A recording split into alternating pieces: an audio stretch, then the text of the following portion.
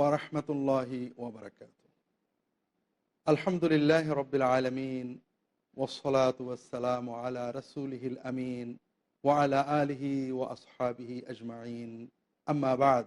সম্মানিত দর্শক, পৃথিবীর যে প্রান্তে বসেই পিস টিভি বাংলার আল কোরআন নসিহত অনুষ্ঠানটি দেখছেন, তাদের সবাইকে আন্তরিক দোয়া ও মোবারকবাদ জানাচ্ছি।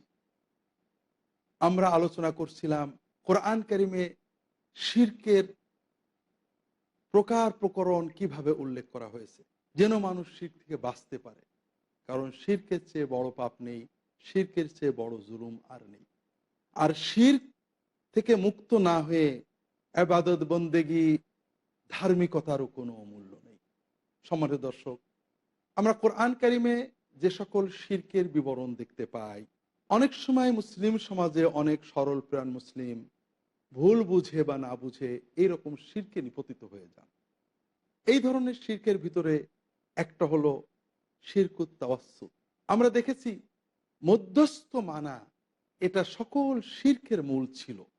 আরবের মুশরিকদের শিরক, আহলে কিতাব ইহুদি খ্রিস্টানগণ যে শিরক করেছেন একই ধরনের শিরক ছিল।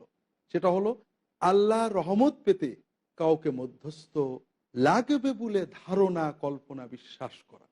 এই ধারণা থেকে অন্যান্য শিরকের উৎপত্তি হয়ে থাকে। আমরা অনেক সময় এই মধ্যস্থ বলতে বাংলা ভাষায় ওসিলা শব্দটা ব্যবহার করি, আর এই শব্দটার ভুল অর্থ আমাদেরকে ভুল ব্যাখ্যার ভিতরে নিয়ে গিয়েছে। আল্লাহ তাআলা কোরআন কারিমে বলেছেন, আউযু বিল্লাহি মিনাশ শাইতানির রাজীম, ইয়া আইয়ুহাল্লাযীনা আমানুত্তাকুল্লাহ ওয়াবতাগু ইলাইহিল ওয়াসিলা ওয়াজাহিদু ফি সাবিলিহি লাআল্লাকুম তুফলিহুন।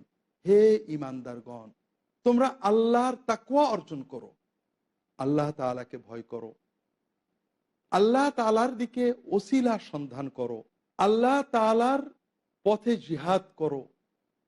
ঈমান, তাকওয়া, ওসিলা, জিহাদ, এই চারটে যদি তোমরা অর্জন করতে পারো তাহলে আশা করা যায় তোমরা সফলতা অর্জন করবে। সম্মানিত দর্শক, এ থেকে আমরা অনেকে মনে করি যে আল্লাহই তো নির্দেশ দিয়েছেন আল্লাহ এবং বান্দার মাঝখানে কোনো মধ্যস্থ গ্রহণ করতে, অনুসন্ধান করতে। আসলে বিষয়টা ঠিক যেভাবে ইবলিস আল্লাহ তাআলার নির্দেশের অপব্যাখ্যা দিয়ে আদম আলাইহিস সালামকে ফল খাইয়েছিলেন, ঠিক তেমনি একটা মিথ্যা এবং অপব্যাখ্যা। ওসিলা শব্দের অর্থ কি? ভাষার পরিবর্তনে অর্থের পরিবর্তন হয়। আমাদের বাংলা ভাষায় ২৫০-৩০০ বছর আগে সন্দেশ শব্দটার অর্থ ছিল সংবাদ। এখন আমাদের বাংলায় অধিকাংশ স্থানে সন্দেশ মানে এক ধরনের মিষ্টান্ন। পুরাতন আরবি ভাষায় লাবান মানে ছিল দুধ, কোরআনে তাই বলা হয়েছে। কিন্তু আজকাল আরব দেশে দেখবেন লাবান বলতে বলা হয় ঘোল। এভাবেই ভাষার শব্দের অর্থের পরিবর্তন ঘটে। এরকমই পরিবর্তন ঘটেছে ওসিলা শব্দ। আর ওসিলা শব্দটি যেহেতু ইসলামের সাথে জড়িত, এটার ইসলামী অর্থ জানতে হবে। আর এটা জানা খুবই সহজ আমাদের জন্য, মুসলমানদের জন্য। কারণ আমরা দিনের ভিতরে প্রতিদিন ৫ বার আজানের পরে ওসিলা প্রার্থনা করি। আমরা দোয়া করি, আল্লাহুম্মা রাব্বা হাযিহিদ দাওয়াতিত তাম্মাহ ওয়াস সালাতিল কায়িমা আতি মুহাম্মাদানিল ওয়াসিলা। হে আল্লাহ, এই মহান আহ্বান, আজানের মালিক এবং সালাতের মালিক আপনি মুহাম্মদ রাসূলুল্লাহ সাল্লাল্লাহু আলাইহি ওয়াসাল্লামকে ওসিলা প্রদান করুন। ওসিলা অর্থ যদি মধ্যস্থ হয়, তাহলে এই দোয়ার অর্থ কি দাঁড়াবে? যে আল্লাহ, নাউজুবিল্লাহ, মুহাম্মদ সাল্লাল্লাহু আলাইহি ওয়াসাল্লামের কোনো মধ্যস্থ নেই, আপনার কাছে যাওয়ার জন্য তাকে একটা ভালো মধ্যস্থ দান করুন। সম্মানিত দর্শক, আপনারা বুঝতেই পারছেন এটা কখনোই এই দোয়ার অর্থ হতে পারে না। সম্মানিত দর্শক, মূলত ওসিলার সাথে মধ্যস্থতার কোনো সম্পর্কই নেই। আরবি ভাষায় ওয়াসালা ইয়াসিলু ওয়াসলান ওয়াসিলাতান এর অর্থ হলো কারুবা কুরবাতান তাকাররাবা তাকাররুবান। আপনারা প্রাচীন আরবি অভিধানগুলো দেখেন, কোরআন কারীমের তাফসীরগুলো দেখেন, ওসিলা অর্থ নৈকট্য। আর এই নৈকট্য বুঝলেই আপনি দেখবেন এই দোয়ার অর্থ বুঝে গিয়েছেন। আল্লাহ, আপনি আমাদের প্রিয় রাসূল মুহাম্মদ রাসূলুল্লাহ সাল্লাল্লাহু আলাইহি ওয়াসাল্লামকে আপনার নৈকট্য, সর্বোচ্চ নৈকট্য প্রদান করুন। এজন্য অন্য হাদিসে বলা হয়েছে ওসিলা হলো আল্লাহর সর্বোচ্চ নৈকট্যের মর্যাদা, যেটা একজনই পাবেন এবং তিনি মুহাম্মদ রাসূলুল্লাহ সাল্লাল্লাহু আলাইহি ওয়াসাল্লাম। সম্মানিত দর্শক, তাহলে ওসিলা অর্থ হলো নৈকট্য। আল্লাহর নৈকট্য অনুসন্ধান করতে বলেছেন। তাকওয়া সাধারণত পাপ থেকে আত্মরক্ষা করা। তাকওয়ার আবিধানিক অর্থই হলো আত্মরক্ষা করা। যে কাজ করলে আল্লাহ অসন্তুষ্ট হন সে কাজ না করা, যে কাজ না করলে আল্লাহ অসন্তুষ্ট হন সেটা করা। এটি হলো মূলত তাকওয়া। অর্থাৎ ফরজ, ওয়াজিব, হালাল, হারাম পর্যায়ের বিষয়। আর এর পরের বিষয় হলো অতিরিক্ত নেক আমল কর্মের মাধ্যমে আল্লাহর নৈকট্যের প্রতিযোগিতা করা, যেটা রাসূলুল্লাহ সাল্লাল্লাহু আলাইহি ওয়াসাল্লাম অন্য হাদিসে সুন্দরভাবে তাকওয়া এবং ওসিলার ব্যাখ্যা করেছেন। সহিহ বুখারীর হাদিসে রাসূলুল্লাহ সাল্লাল্লাহু আলাইহি ওয়াসাল্লাম বলছেন, আল্লাহ তাআলা বলেছেন, মা তাকাররাবা ইলাইয়া আবদি বিশাইইন আহাব্বা ইলাইয়া মিম্মা আফতারাতুহু আলাইহি। আমার বান্দা আমার নৈকট্য অর্জন করবে, আমার অলি হবে, প্রিয় হবে, এজন্য আমার সবচেয়ে প্রিয় বিষয় হলো আমি যেটা ফরজ করেছি। ওমা যালা আবদি ইয়াতাকাররাবু ইলাইহি বিন নওয়াফিল হাত্তা উহিব্বা। এই ফরজটাই সম্পূর্ণ নয়। ফরজের পাশাপাশি যখন আমার বান্দা নফলের মাধ্যমে আমার নৈকট্য অর্জনের জন্য কর্ম করতে থাকে, তখন আমি ওই বান্দাকে ভালোবেসে ফেলি। আমরা এটার অপব্যাখ্যা করে আল্লাহর এবং বান্দার মাঝখানে মধ্যস্থ ধরার কল্পনা করে আরবের মুশরিকগণ এবং আহলে কিতাবদের মুশরিকগণ যেভাবে মধ্যস্থের কল্পনায় শিরকে নিপতিত হয়েছেন, এইভাবে শিরক। সম্মানিত দর্শক, আসলে আলেম নেককার মানুষদের কাছে যাওয়া এটা একটা নেক আমল, এটা আল্লাহর নৈকট্যের একটা অন্যতম কারণ। এটা আপনার ওসিলা, আপনার কর্মটা আপনার ওসিলা। কিন্তু কোনো ব্যক্তি আপনার এবং আল্লাহর মাঝখানে মধ্যস্থ করবেন, এটার কল্পনা করলেই ঈমানটা নষ্ট হয়ে যাবে। আপনি যদি কল্পনা করেন আপনি আল্লাহর বান্দা, আল্লাহকে ডাকছেন, অথচ আল্লাহ তাআলা আপনার ডাক শুনছেন না, অন্য কারোর সুপারিশ অপেক্ষা করছেন, তাহলে তো আপনি আপনার রবের ব্যাপারে জঘন্য একটা খারাপ ধারণা পোষণ করলেন, যা আপনার ঈমানকে নষ্ট করে দিল। আপনি শিখতে হলে কারোর কাছে যাবেন, এটাও আপনার ওসিলা। আপনি আল্লাহর মহব্বত নিয়ে কারোর কাছে যাবেন, এটাও আপনার ওসিলা, অর্থাৎ আল্লাহর নৈকট্য অর্জনের একটা কর্ম। আপনি আল্লাহর মহব্বত নিয়ে দেখা করার জন্য, জিয়ারত করার জন্য কারোর কাছে যাবেন, এটাও আল্লাহর নৈকট্যের একটা কর্ম। কিন্তু কোনো ব্যক্তিকে, ওই ব্যক্তি আল্লাহ এবং আপনার মাঝখানে মধ্যস্থতা করবেন বা কাউ মধ্যস্থতা না করলে আল্লাহ তাআলা হয়তো আমারটা গ্রহণ করবেন না, এই চেতনা সকল শিরকের মূল। সম্মানিত দর্শক, দ্বিতীয় শিরক ছিল আরবের কাফেরদের ক্ষমতার শিরক। কাফেরা মনে করত সকল ক্ষমতার মালিক আল্লাহ, এটা এক বাক্যে তারা স্বীকার করত। কিন্তু তারপরেও তারা মনে করত যে আল্লাহ তাআলা কিছু নেককার মানুষকে কিছু ক্ষমতার অংশীদারিত্ব দিয়ে দেন, যেটা আমরা সহিহ মুসলিম হাদিসে দেখেছি। হজের সময় তারা তালবিয়া পড়তো, লাব্বাইক আল্লাহুম্মা লাব্বাইক, লাব্বাইক লা শারীকা লাকা লাব্বাইক।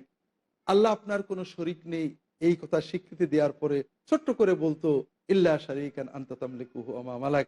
আল্লাহ আপনার শরীক নেই, তবে আপনি যাকে কিছু ক্ষমতা ভান্ডার দিয়ে রেখেছেন তাদের কিছু ক্ষমতা ভান্ডার আছে। সম্মানিত দর্শক, আমরাও অনেক সময় আল্লাহর নেককার বান্দাদের কারামতের দলিল দিয়ে মনে করি যে ওই কারামত বোধহয় তার ক্ষমতা, তার ভিতরে বোধহয় কল্যাণ অকল্যাণের ক্ষমতা আছে। কল্পনা করা, বিশ্বাস করাটাই শিরক। সকল অলৌকিক ক্ষমতার মালিক একমাত্র আল্লাহ, এবং আল্লাহ এই ক্ষমতা কাউকে দেন না। আল্লাহ এ ব্যাপারে অনেক উদাহরণ দিয়েছেন কোরআন কারিমে। দুনিয়ায় একজন মানুষ, তার লক্ষ কোটি টাকা আছে, সে কি তার চাকরকে এই টাকার ভান্ডারে চাবি দিয়ে যায়, ইচ্ছা করলে ব্যবহার করতে পারে? কখনোই করে না। আল্লাহ কোরআনে বিভিন্ন জায়গায় এগুলো বলেছেন। সম্মানিত দর্শক, আল্লাহর প্রিয় বান্দা মানে কি? আল্লাহর সৃষ্টি, আল্লাহর মাখলুক, আল্লাহর দাস।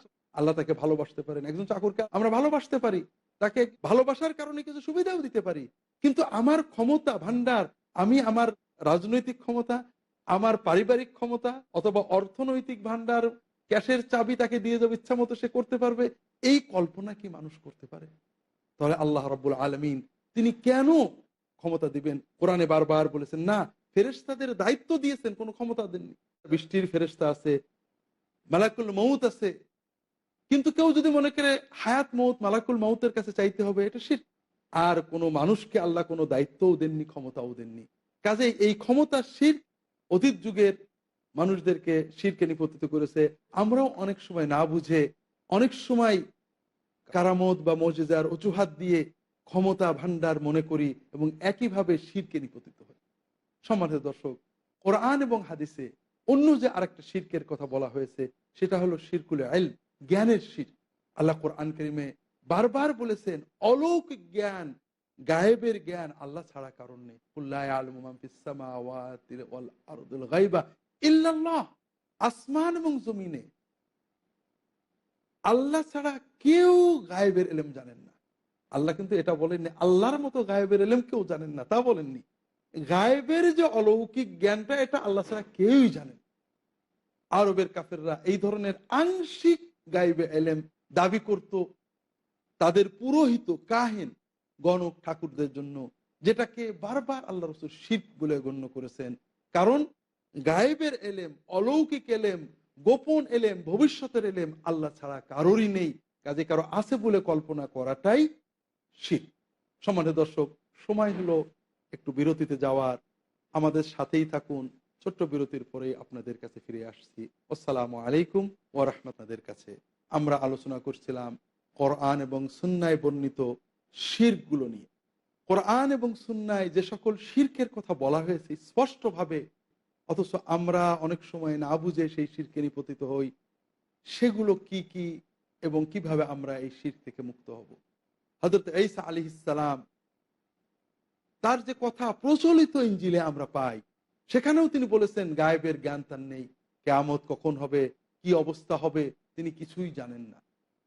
অতিভক্তির প্রাবল্যে খ্রিস্টানগণ তৃত্ববাদী তত্ত্ব দাবি করলেন।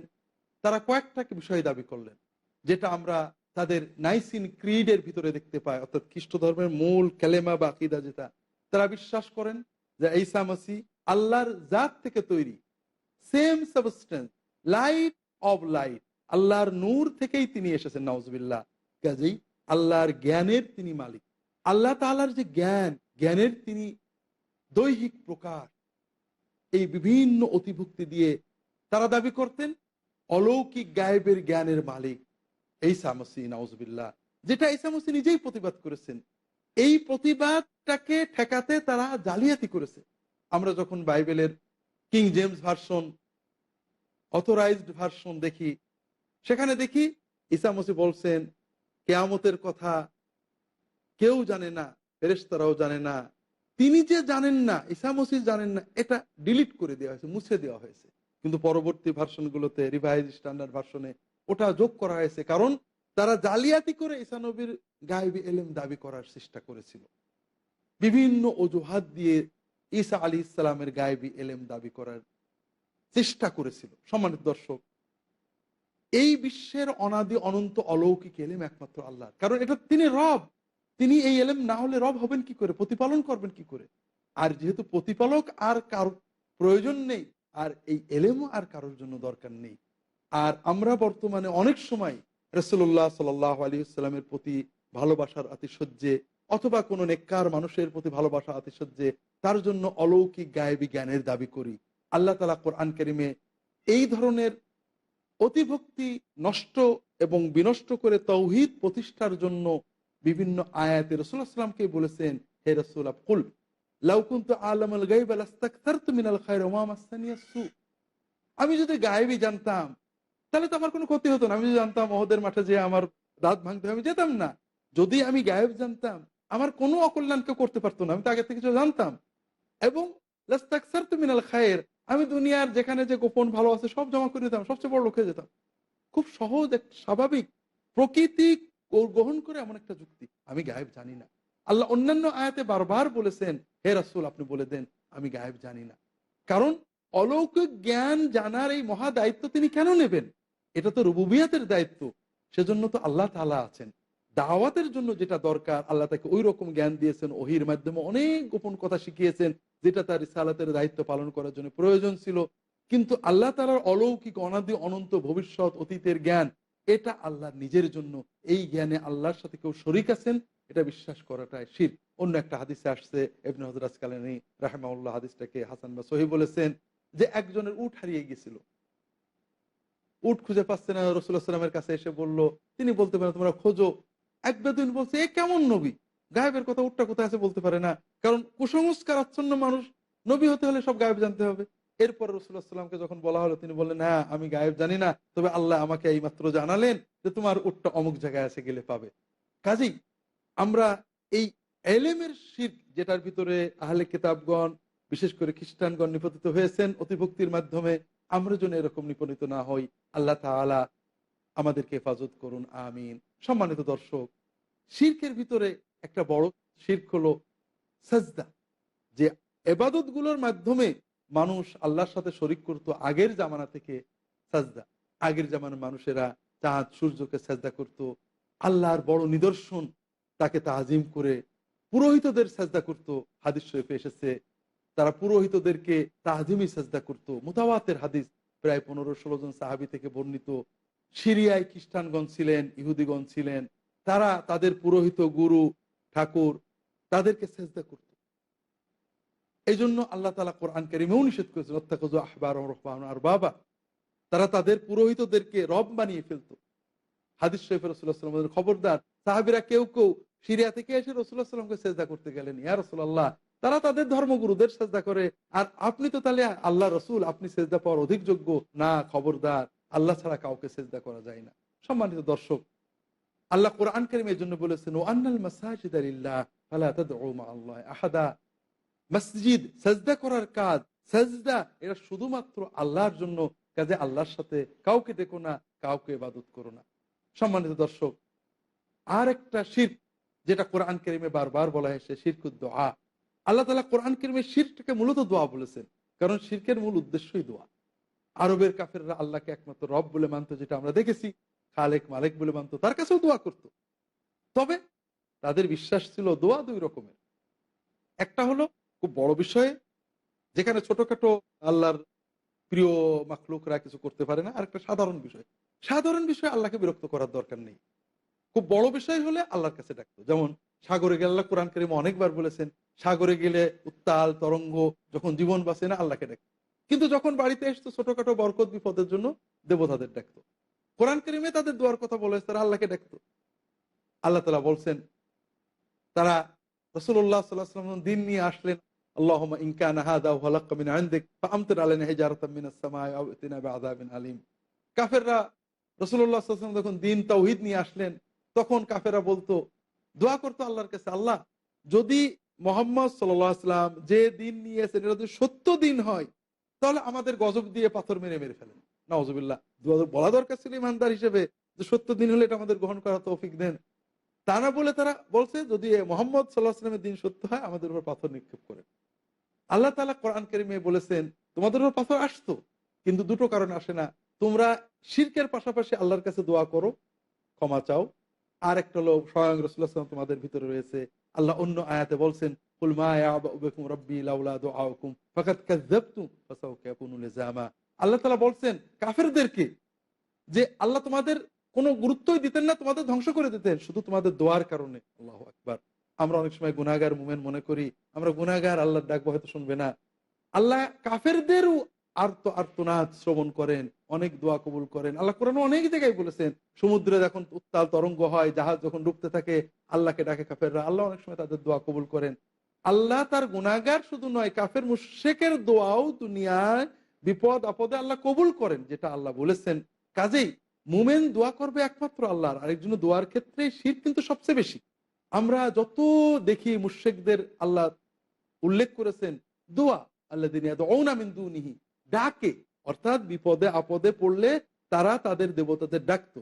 আর অন্যান্য যত শিরক আছে, যেমন সাজদা করা, মানত করা, তাদের সামনে ফল মূল প্রাণী দিয়ে দেওয়া, যেটা কোরআন কারীমে বিভিন্ন জায়গায় উল্লেখ করা হয়েছে, এগুলো মানত, উৎসর্গ, সাজদা, এগুলো সব হলো যেন দোয়াটা দেবতা গ্রহণ করেন। এজন্য শিরকের মূল বিষয়ই ছিল চাওয়া, দোয়া, ডাকা, তাদের কাছে সাহায্য চাওয়া, যেন তারা নেক নজর দেন তাদের ভান্ডার থেকে, অথবা আল্লাহর কাছ থেকে সুপারিশ করে চেয়ে এনে দেন।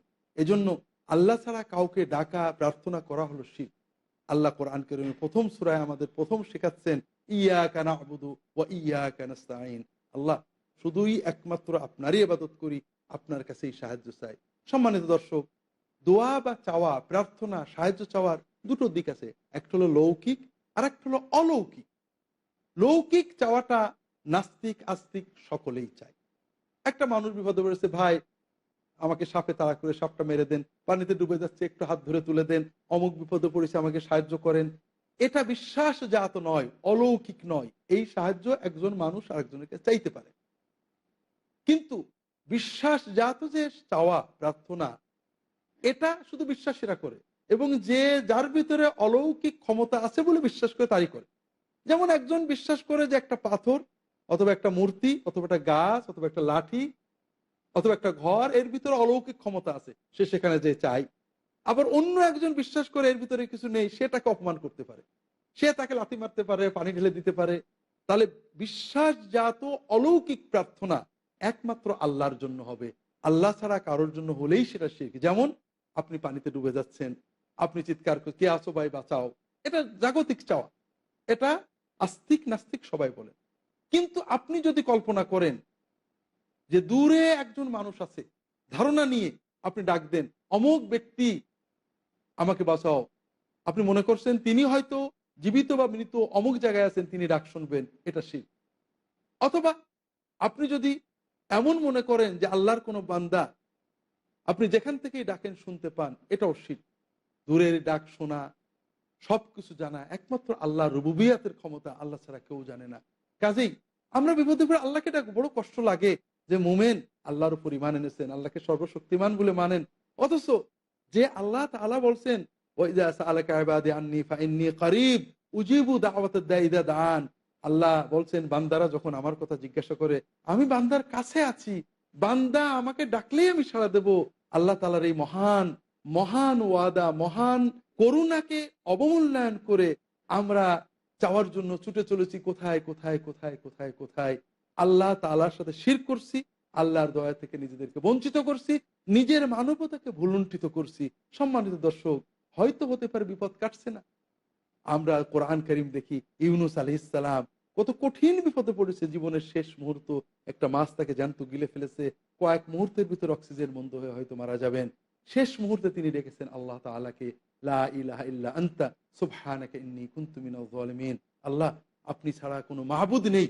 এই চরম বিপদে কেন? তাওহীদের ঘোষণা। তার মানে আল্লাহ, আপনি ছাড়া বিপদে ডাক দেওয়ার কেউ নেই, বিপদ থেকে ত্বরানোর কেউ নেই, বিপদগ্রস্তের ডাক শোনারও কেউ নেই। আমি অন্যায় করে জুলুম করেছি, আপনি মাফ করে আমাকে বিপদ থেকে উদ্ধার করেন। ইব্রাহিম আলাইহিস সালাম সেই কঠিন আগুনে কার সাথে কথা বলেছেন? আইয়ুব আলাইহিস সালাম দীর্ঘদিন তার বিপদের ভিতরে কাকে ডেকেছেন? আমাদের রাসূল সাল্লাল্লাহু আলাইহি ওয়াসাল্লাম গুহায় কাফেররা ঘিরে নিয়েছেন, কার কথা বলেছেন? আমরা তার কাছেই যাব। শিখতে আমরা কারোর কাছে যেতে পারি, কিন্তু চাইতে চাওয়া পাওয়া নির্ভরতা একমাত্র আল্লাহর জন্য। আল্লাহ তৌফিক দান করুন, আমিন। ওমা তৌফিকি ইল্লা বিল্লাহ। আমরা আজকের পর্ব এখানেই শেষ করছি, হয়তো অন্য পর্বে আবার দেখা হবে। ওয়া সাল্লাল্লাহু আলা মুহাম্মাদ ওয়া আলা আলিহি ওয়া আসহাবিহি আজমাইন। সুবহানাকা আল্লাহুম্মা ওয়া বিহামদিকা আশহাদু আল্লা ইলাহা ইল্লা আনতা আস্তাগফিরুকা ওয়া আতুবু ইলাইক। ওয়াসসালামু আলাইকুম